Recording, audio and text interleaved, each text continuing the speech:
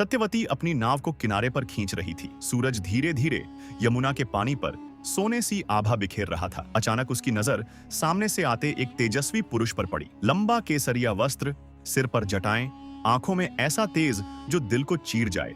वो साधु सीधा उसकी ओर बढ़ रहे थे।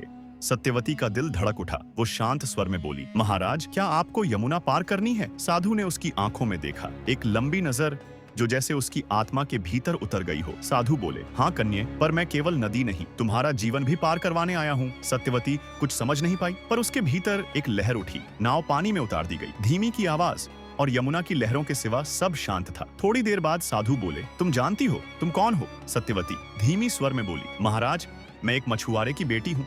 साधु बोले, नहीं, तुम उससे कहीं अधिक हो। तुम अप्सरा की संतान हो, स्वर्ग से गिरी हुई एक दिव्य आत्मा। तुम्हारे भीतर देवताओं का अंश है। सत्यवती की आंखों में नमी भर आई और महाराज से कहने लगी, तो फिर हमारे शरीर से मछली की गंध क्यों आती है?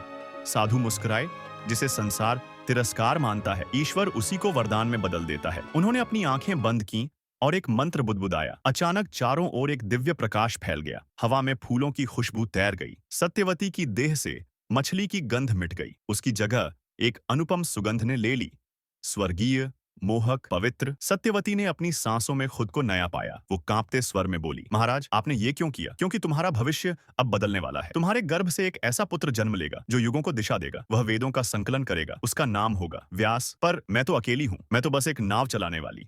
साधु बोले, अब तुम काल की माता बनने वाली हो। मैं पराशर हूँ और यह संयोग नहीं, नियति है। सत्यवती की आंखों से आंसू बह निकले। एक पल में जैसे उसने पूरा जीवन देख लिया। नाव किनारे पर लग गई थी, लेकिन जो सत्यवती नाव में बैठी थी वो अब वही स्त्री नहीं रही थी। अब वो मत्स्यगंधा नहीं थी, अब वो थी एक युग की जननी हो गई। अगला भाग देखने के लिए चैनल को सब्सक्राइब करें।